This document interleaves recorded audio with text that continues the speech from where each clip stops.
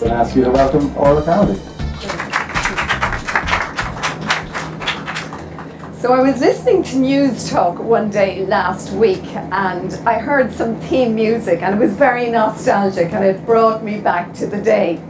And the occasion was the afternoon show, Sean Moncrief's show, and Tara Duggan was filling in very ably and admirably, it has to be said. And the theme music I was listening to was Thomas the Tank Engine.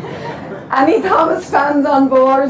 Yes, indeed. Well, very appropriate for the day that's in it. Well, the reason it brought me back so much is that at one stage I had 4 under 5. Yes, I am one of those heroic Irish mammies, and I survived it. But 3 of my lads were very, very into Thomas the Tank Engine, the older one in particular. And, you know, he always went on about Thomas and Edward and James and all the adventures of the little trains. He particularly loved the 2 little coal trucks, Annie and Clarabelle, but he couldn't say Clarabelle. They were always Annie and Clabber in our house. So we still talk about Annie and Clabber. But it made me think, listening to that theme music, of the Reverend William Awdry, who wrote those fabulous books, and why he was inspired to write them. And he grew up in a part of England called Wiltshire, besides the Great Western Line. And as a young lad, you know, and this we're talking about the 1920s, or the post-war period certainly, he would listen to the trains beside his house. There was a hill, and each of the steam engines struggling and huffing and puffing and grumbling going up that hill. And he said that each steam engine had its own character and its own distinct characteristics, and that's how you could identify them. And that is, of course, what led to the whole adventure that became the Thomas the Tank Engine series. And he wrote those books in 1946 for his own son, Christopher. And I think he has captured the magic of train travel for so many generations in the most wonderful way. And I was thinking of that again yesterday as I was boarding the train to come down here last night in Euston Station. And I love the hustle and bustle of trains and train travel. I think we all get that sense of excitement, of a journey, of somebody going somewhere, places to go, people to meet, things to do. And even looking around me last night as I was boarding in Euston, and there was one family with about, I'd say, 15 massive suitcases. I think they were emigrating to West Cork. And then, of course, there were the business travellers with the briefcases and the students and the shoppers and all the different people. But as I said, everybody has a story to tell and places to go and things to do. And certainly for the business traveller, the prime thing that you're looking for when you're getting on the train is that you're going to get to your destination fit and able and well to do the job ahead of you. And that job ahead is usually chairing a meeting, nailing that sale, pitching to an important client, conducting a meeting, or pitching to a customer. There's always something at the end that you're going to do, and you're a little bit tense about it, and you have to perform to the best of your ability when you get there. So that's why you want to arrive rested and fit and able for the job ahead. And that sense of performance in business is what I call the performance of leadership. And if you say, well, are we performing in business? You know, I'm not an actress, I'm not a singer, I'm not a musician, I'm not performing. Well, I say, well, oh yes, you are. You are most definitely performing at the cutting edge in business, because this is how we're judged, how we turn up, how we're measured. It's the yardstick by which people actually decide to hire us or buy from us, or make that sale, or close that deal, or listen to our vision, or follow us as leaders. That's the thing of being always on, always up front, always available as a leader. And in fact, with the advent of social media, we're even more always on than we ever were before. We always have to present this shiny, positive version of ourselves at all times. And it's probably a bit unfair, but it puts the pressure on us as business leaders, as business people, to get out there and perform and to deliver on all occasions. Actually, I'm doing a lot of research on this element of performance leadership at the moment, because I'm writing a book on it and it'll be out in September. And my aim is to support people with this element of performance in business, to actually give people, if you like, a kind of a blueprint to follow if they have to make that speech or make a presentation or do a media interview or conduct some very important negotiation. I want to be able to support people in actually nailing it every time, coming out of that occasion feeling, yes, I did it, I did the business, which is actually a great feeling. And I believe that we can all do these things. We all actually can deliver at the cutting edge, at the coal face, in a very positive way. If we just learn a few techniques and put them into practice and actually get the help you need when you're going out to make that very important keynote speech or to deliver that performance, get a bit of help, learn a few techniques and put the work in to that event that might be a very crucial one in making or breaking your career or your business as it goes forward. And you know, sometimes people would ask me, when I work with people, can I turn somebody who's a mediocre speaker, can I turn them into a really, really good speaker? Or can I turn somebody who's just kind of average at negotiations, doesn't really get the subtleties of it, can I turn them into a John Hume? And the answer is no, I can't. But what I can do is I can always, always improve somebody's game. I can always get that bar up a few notches. So if somebody starts out as fairly mediocre, I can make them really good. And if they're already really good, I can make them brilliant. That's the guarantee I would give my clients. And it's something that I love doing. The coach in me always wants somebody else to perform better, to perform to the best of their ability. And I always see that potential and want to bring it out in them. I started my own career as a journalist, as Barry said, way back in the day, and I worked with some of the local publications. I did my internship back in the Irish Press, back in the good old days, and worked then in local radio, and eventually then moved on to RTE, where I became a broadcast journalist, and I was there for a number of years throughout the 90s. But then those Thomas the Tank Engine warriors I mentioned kicked into play, and I took a number of years out to spend some time turning them into fairly respectable citizens, I hope, and I hope I've achieved that. But during that period I also set up a communications training business with my husband and business partner Gavin Duffy, and we also invested in recruitment and property and various other businesses.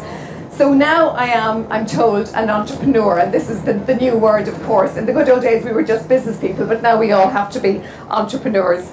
And as Barry said, this year I was very honoured to be made the president of the Irish branch of EO, the Entrepreneurs Organisation. I've had a lovely year doing that, but my year is coming to an end. Thanks be to the good Lord, because it's been busy, and I'll be handing over to Pat Doyle of Ballymoney Foods. So the EO organisation in Ireland will be in a very capable pair of hands.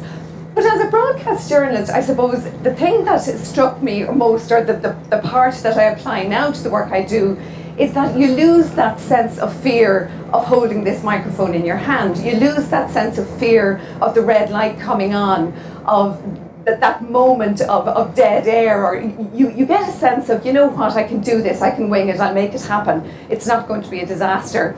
And let's face it, Chris and Ivan do that every morning, and they're getting away with it very well. They haven't been found out yet, so if they can do it, there's hope for us all. But that moment I'm talking about that prevents maybe some of us from actually getting up there and doing it is that sense of nervousness. And I describe it as the bottler moment. Do you remember that lovely character Brendan Grace, the comedian, used to do? And it was Bottler, the little schoolboy with the hat on the wrong way around and the little pair of shorts. And Bottler, we used to always get up, or Brendan used to get up doing Bottler, and his routine would always start with, "You's all looking at me." And it is that moment, I think, that people fear when they suddenly look up and they see 300 pairs of eyes in a hall or in an auditorium looking up at them. And that moment where the big spotlight comes in on the self and you get hit by a massive surge of adrenaline. And that adrenaline rush, if you don't know how to deal with it, can actually knock you over. It is so powerful. Adrenaline is one of the most powerful natural drugs there are. But you know, there are techniques to deal with this. It is, you know, it's just the adrenaline rush, it's just the fight or flight mechanism, and it's there to help us. And if we learn to deal with it and use it, it can be a very, very powerful performance energy that you can learn to focus out the way. They say that nervousness is one of the top 10 fears worldwide. You know, it's way up at the top of the pile, ahead of arachnophobia or a fear of closed spaces or drowning or any of those things. Although it's actually held that one of the top 10 fears recently is nomophobia. And of course, you know what nomophobia is? Going out without your mobile phone. So that is maybe taking over the fear of public speaking. But look, the answer to dealing with the nervousness issue is practice, a bit of training, a bit of development in the soft skills. And the soft skills are getting a lot of attention again lately. On the MBA programs across the world, they're actually beginning to teach soft skills all over again. There was a time there when there was a rush to teach all of the business practices and business development and even the technology, whereas in fact we don't have to teach young people the technology. Young people are attracted to the technology in the same way that a big bunch of paper clips are attracted to a magnet. We don't really have to teach those, they will teach themselves. But the soft skills are something we do actually have to teach. Because I don't know what it's like in your own organisation, but have you ever said to an intern, I think the young people today don't really know how to even, for example, make a phone call. You might say to an intern as you're leaving, would you phone that client and would you tell them that we'll do such and such and we'll see, is that okay on Friday or whatever? And you'll come back to the office a while later and you'll say, how did you get on? And they'll say, I'm waiting to hear back. And I'd say, what do you mean you're waiting to hear back? Oh, I sent an email. They won't pick up the phone. So we really have to work on those soft skills again. The opposite to nervousness, the nervousness I've just described, that self-conscious moment when you're sort of in the spotlight, is a feeling of what only can be described as almost euphoria, when you're getting the meeting or the negotiation really, really right, when you're absolutely nailing it, when you're looking across that table and you're seeing the I'm in moment on the customer's face, they're actually going to buy the product, and it's a fantastic feeling. Or when you've gone into a very difficult negotiation and you feel the mood in the room shifting and you know it's coming your way and you're absolutely ready to grab that moment. It's a fantastic feeling. Or when you're giving a presentation and you know that people are getting it and they're with you and they're following it. That's a wonderful, wonderful feeling. And it's a sensation of just hitting it very sweetly. And it's often described as the flow, the sensation of flow. And that was first, or not first, but discovered or dealt with very, very ably by a man called Mihai Csikszentmihalyi, and he has written about it. He's an author and a psychologist, and very interesting, this concept of flow. It's about being in the right place at the right time, doing the right thing and doing it really well, knowing that in that moment you're in the place where you are meant to be just right at that time and you're performing out of your skin, and it's a fabulous feeling. It depends on achieving flow, depends on having the homework done, so it's not really about winging it. You've done the work, and therefore you have the confidence of knowing that you know what to do. And then of course you're really focusing on the task. You're not focusing on your ability to do the task, which is that spotlight in on yourself that I described earlier. You've got the spotlight out. The spotlight is absolutely focused on the task with laser precision. And it's also a lack of self-consciousness and picking up the signals and picking up the feedback which gives you the result you want.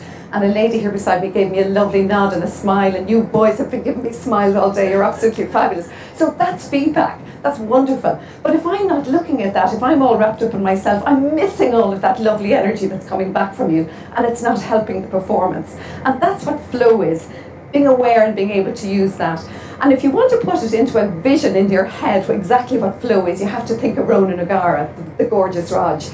And you know that moment, that picture, and you've seen it 1,000 times in magazines and newspapers and on the television, where he placed the ball, did his steps, and he paused and he just looked up at the bar. And you knew in that moment there was only one possible outcome, and that ball was going over that bar. Fabulous, iconic picture. And that is flow. That is it there, where you knew a bomb could go off in the stadium and he wouldn't hear it. He was just so task focused. It's a wonderful thing, that concept of flow. But you know, we can't all have a Grand Slam or a Triple Crown winning moment. On our own personal journeys, what we're trying to do is achieve some sense of flow in our working lives, because that is what makes it possible for us to keep going out and doing what we do every day. And you know, they say if you're doing something you love, you're never going to work a day in your life. And that's what we're all hoping to do. We're hoping to get that moment of flow on some days of the week, on some weeks of the month, where we actually feel, yes, we're in the right place, doing the right thing at the right time. And that's a great thing to actually aim for, I think, because those are the days that really make it all worthwhile. They're the days that make us think, yes, this is great, I am doing the right thing, and I am in the right place. To finish off, my oldest lad, who is now 21, one of the Thomas the Tank Engine Warriors, he's now 21, and I have a great plan to embarrass him. Maybe on the day he's getting married, I'll think about it, but maybe then I'm going to pull out of where I have put away all his little Thomas the Tank Engine trains. I still have them. And I'm going to put them out on the top table. And I'm going to tell everybody that he was absolutely obsessed with Thomas when he was a wee lad. But when he was about, I think it was 3, maybe his 2nd birthday or his 3rd birthday, I remember, and at this stage he was going around wearing the Thomas the Tank Engine jumpers and pyjamas and the whole number. And I remember we got a birthday cake made in the shape of Thomas the Tank Engine. And the wonderful woman who made this cake for me, a local business, knocked herself out. And the Thomas cake was absolutely perfect. You were looking at the living embodiment of Thomas. Actually, it was too real, because at the end of the birthday party, when I came up to Thomas with a massive knife in my hand and said, "Right, we'll all have a slice," he burst into tears and said, "Don't cut Thomas, Mammy, he's my friend." So the cake stayed on the table for about, I think, 3 or 4 weeks until it mouldered its way out the back door eventually. But we couldn't actually cut it because Thomas meant so much to him. So on your own journey through life, I hope that you find some flow, that you actually put in the work, put in the performance, and become a performing leader in whatever area of work you're in yourself. And I hope you find some fantastic friends en route to share it with. Thank you.